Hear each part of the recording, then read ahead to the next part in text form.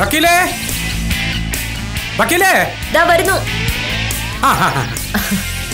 എന്താ വക്കീൽ ഇത്ര രഹസ്യ സ്വഭാവമുള്ള സംഭവം? രഹസ്യമൊന്നുമില്ല ഉത്തമ.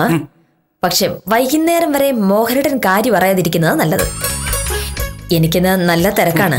രാവിലെ കോടതിയിലെത്തിയ പിന്നെ നിലം തൊടാൻ സമയം കിട്ടില്ല.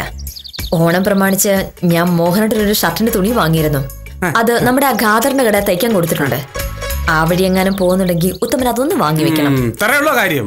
അത് ഞാൻ ഏറ്റു. ഷർട്ട് വാങ്ങി ഇങ്ങോട്ട് കൊണ്ടുവരണോ അത് വക്കീൽ വരുന്ന വഴിക്ക് തന്നാ മതിയാ? വേണ്ട, ഞാൻ വരുന്ന വഴിക്ക് തന്നാ മതി. വൈകിട്ട് വില്ലേജ് ഓഫീസർ വരുമ്പോ ഒരു സസ്പെൻസ് ആവട്ടെ.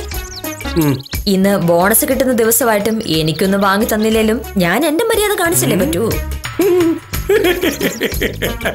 എന്താ ചിരിക്കുന്നത്? അല്ല, നിങ്ങൾ രണ്ടുപേരും കൊള്ളാം. സംഭവേ നേരെ കാണുമ്പോ കീരിയും പാമ്പും ആണെങ്കിലും ഉള്ളിൽ ഭയങ്കര ലോഹയല്ലേ. എന്റെ വക്കീൽ ഇപ്പൊ പറഞ്ഞത് തന്നെയാണ് സാർ എന്റെ അടുത്ത് പറഞ്ഞതും. എന്ത്? ഇന്ന് ബോണസ് കിട്ടുമ്പോ വക്കീലിന് കാര്യമായിട്ട് എന്തോ വാങ്ങാൻ വേണ്ടി ഇരിക്കണം മോനേഷ് സാറ്. വൈകിട്ട് ആന്റണിയുടെ വീട് സ്ഥലം കാണാൻ പോണെന്ന് പറഞ്ഞപ്പോ സാർ എന്റെ അടുത്ത് പറഞ്ഞ എന്താണെന്ന് അറിയാമോ? എന്താ? ഇന്ന് വൈകിട്ട് ആഫീസിൽ ഇറങ്ങിയിട്ട് വേണം അവക്കൊരു സമ്മാനം വാങ്ങാൻ. അത് കാണുമ്പോൾ ഞെട്ടും. എന്താ സാറേ, വല്ല തോക്കോ ബോംബോ മറ്റുമാണോ? ഒന്നുമല്ല, ഭാമയ്ക്ക് ഏറ്റവും സന്തോഷമുള്ളൊരു കാര്യം. അവൾ അത് കിട്ടാൻ മോഹിച്ചിരിക്കുക. കഴിഞ്ഞ മാസം ഒരു ദിവസം പറയുകയും ചെയ്തു.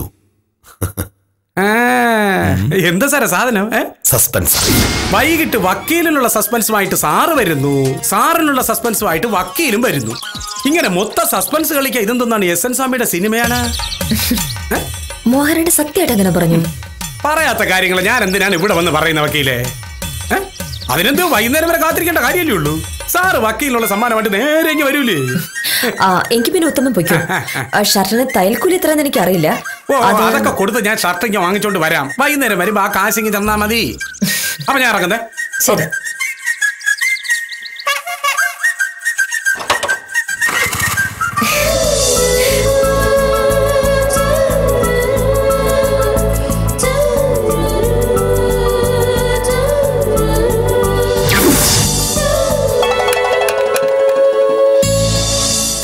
ടെലിഫോൺ എക്സ്ചേഞ്ചുകാരുടെ കാര്യം.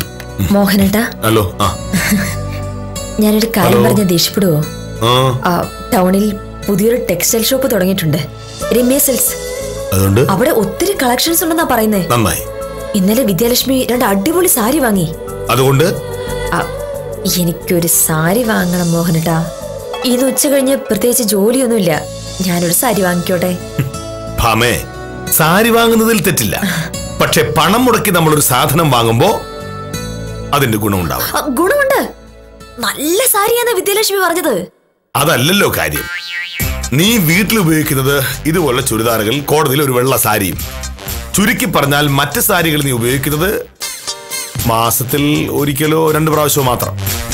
അങ്ങനെ ഉപയോഗിക്കാൻ നിനക്കിപ്പോ തന്നെ ഒരു 100 സാരി ഉണ്ട്. ഇനിയും ഒരു സാരി വാങ്ങിയിട്ട് അതെന്നെടുക്കാനാ? അതെപ്പോഴെങ്കിലും എടുക്കാലോ. ഒരു കല്യാണത്തിന് പോകുമ്പോഴോ അല്ലെങ്കിൽ ഒരു വിശേഷ ദിവസം വരുമ്പോഴോ ഒക്കെ ഉടുക്കാനായി നേരത്തെ ഒരെണ്ണം വാങ്ങി വെക്കുന്നതിന് കുഴപ്പമില്ലല്ലോ. ഇപ്പൊ കല്യാണമൊന്നും ഇല്ലല്ലോ, വിശേഷവും ഇല്ല.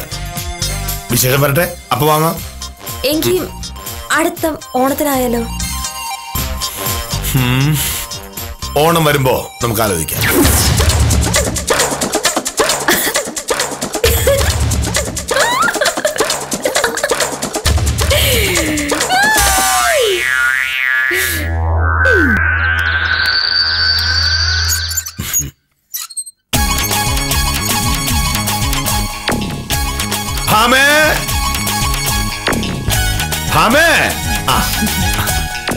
മോഹനേട്ടൻ എന്താ താമസിച്ചേ? 1-2 കാര്യങ്ങളുണ്ടായിരുന്നു. എന്തായിരുന്നു കാര്യം? ഞാനൊരു വില്ലേജ് ഓഫീസറല്ലേ, പല കാര്യങ്ങളും കാണും. ശരി.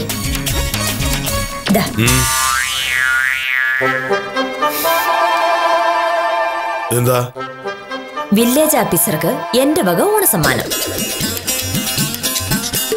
എന്തായത്? എന്തായിരിക്കും? തട്ട്. മോഹനേട്ടന് വേറെ എന്ത് വാങ്ങിത്തരാനാ? നന്ദി. ഓ, വലിയ സ്റ്റൈലൊന്നും വേണ്ട കേട്ടോ. ഇനി പറ, ബോണസ് കിട്ടിയിട്ട് എനിക്കെന്താ വാങ്ങിയത്? എന്തായിരിക്കും? എനിക്കറിയില്ല. നിനക്ക് ഏറ്റവും ഇഷ്ടമുള്ള ഒരു സാധനം. നിന്റെ ജീവിതത്തിലെ ഏറ്റവും വലിയ ആഗ്രഹമാണെന്ന് നീ പറഞ്ഞ സാധനം എന്താണെന്ന് പറയാമോ? ഒരു ദിവസം ആ മുറിയിൽ വെച്ചാണ് നീ എന്നോട് പറഞ്ഞത്. ഓർമ്മ വരുന്നില്ല. ഒരു ദിവസം നിന്റെ ഒരു കൂട്ടുകാരി ഫോൺ വിളിച്ചില്ലേ? വിദ്യാലക്ഷ്മി അല്ല, അമേരിക്കയിലുള്ള ഒരു കൂട്ടുകാരി. എന്താ അവളുടെ പേര്? വിനീത. വിനീത വിളിച്ച് പറഞ്ഞില്ലേ? നീ എന്നാ ഇനി തിരികെ പോന്നേ? അതെയോ? പോകുന്നതിന് മുന്നേ പുള്ളിക്കാരനെ കൂട്ടി ഒന്ന് ഇവിടെ വരെ വാടി. സത്യം പറഞ്ഞ നിന്നെ കാണാൻ കൊതിയാവുക. ശരി. നിനക്കാരെ കാണാൻ ഇത്ര കൊതി? എന്റെ കൂടെ സ്കൂളിലും കോളേജിലൊക്കെ പിടിച്ച വിനീതയാ. അവളിപ്പോ അമേരിക്കയില. അവളുടെ ഭർത്താവിന് അവിടെ നാസയില ജോലി. ഇപ്പോ രണ്ടുപേരും കൂടെ നാട്ടിൽ വന്നിട്ടുണ്ട്. എന്റെ മോഹനേട്ടാ, ഞാൻ അവളും കൂടി 1ാം ക്ലാസ് മുതൽ +2 വരെ ഒരുമിച്ചാണ് പഠിച്ചത്. വീടിന്റെ തൊട്ടടുത്ത് തന്നെയാണ് താമസം. രാവിലെ 9 മണിയാകുമ്പോ ഞങ്ങൾ വീട്ടിൽ നിന്ന് ഇറങ്ങും. വഴിയിലെ കാഴ്ചയൊക്കെ കണ്ട് ചുറ്റി അടിച്ച് 10 മണിക്ക് ക്ലാസ്സിലെത്തത്തുള്ളൂ. ചെറുപ്പത്തിലെ നീ ഒരു വായി നോക്കിയായിരുന്നല്ലേ?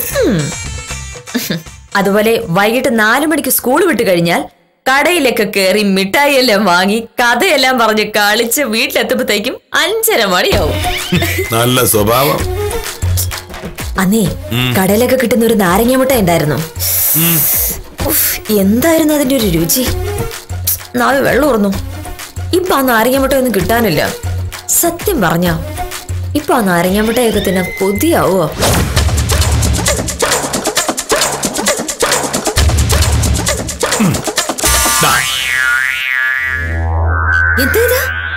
മുട്ടായി ഇതിനെ അന്വേഷിച്ചിറക്കാൻ സ്ഥലമില്ലായിരുന്നു. അവസാനം മാർക്കറ്റിന്റെ ഏറ്റവും വടക്കേറ്റത്തുള്ള ഒരു ചെറിയ കടന കിട്ടിയത്. 5-6 ഉണ്ട്.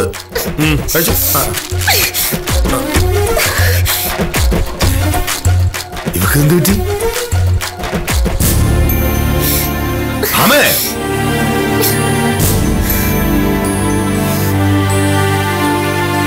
അമ്മേ പിണങ്ങ നീ? ഇതിലെന്താ പിണങ്ങിയിരിക്കുന്നത്? നിനക്ക് ഏറ്റവും ഇഷ്ടമുള്ള സാധനം വാങ്ങണമെന്ന് പറഞ്ഞു. ആലോചിച്ചപ്പോഴാണ് എനിക്ക് ആ സംഭവം ഓർമ്മ വന്നത്. ഉടനെ പോയി നാരങ്ങ മുട്ടായി വാങ്ങി വന്നു. അങ്ങനെയല്ല മോഹനേട്ട പറയേണ്ടത്. ഞാൻ എന്റെ ജീവിതത്തിൽ ഒരുപാട് മോഹങ്ങൾ പറഞ്ഞിട്ടുണ്ട്. മോഹനേട്ടൻ അതെല്ലാം കൂടി ആലോചിച്ച് ഏറ്റവും ചെലവ് കുറഞ്ഞ ആഗ്രഹം നടത്തി തന്നു. ഇഷ്ടമുണ്ട് മോഹനേട്ട, ഇങ്ങനെ പിശുക്കല്ലേ? അങ്ങനെ പറയരുത് ഭാമ. നീ വേറെന്ത് മോഹനോട് പറഞ്ഞിട്ടുള്ളത്? രമ്യ സിൽക്സ് പുതിയ കളക്ഷൻസ് വന്നിട്ടുണ്ട്, ഒരു സാരി വാങ്ങണമെന്ന് ഞാൻ പറഞ്ഞപ്പോ മോഹനേട്ടൻ എന്താ പറഞ്ഞത് ഓർമ്മയുണ്ടോ? ഓണത്തിന് വാങ്ങാന്ന്. ഉറപ്പായിട്ട് ഞാൻ വിചാരിച്ചു അതായിരിക്കും കൊണ്ടുവരുന്നെന്ന്. ഓണത്തിന് സാരി വാങ്ങുന്നല്ലേ ഞാൻ പറഞ്ഞത്. സാരി വാങ്ങുന്ന കാര്യം ആലോചിക്കാന്ന് പറഞ്ഞത്. ഒരു സാരി വാങ്ങാൻ ഇത്രയ്ക്ക് ആലോചിക്കുന്ന കാര്യമുണ്ടോ? ഇതെന്താ ചന്ദ്രനിലേക്ക് റോഹറി വിടുന്ന കാര്യമാണോ? സാരി വാങ്ങണേ ആലോചിക്കണ്ടേ? എന്തിന്? വേണ്ടെങ്കി വേണ്ട. മനുഷ്യനോട് വലിയ ആലോചന വാങ്ങിയതാ.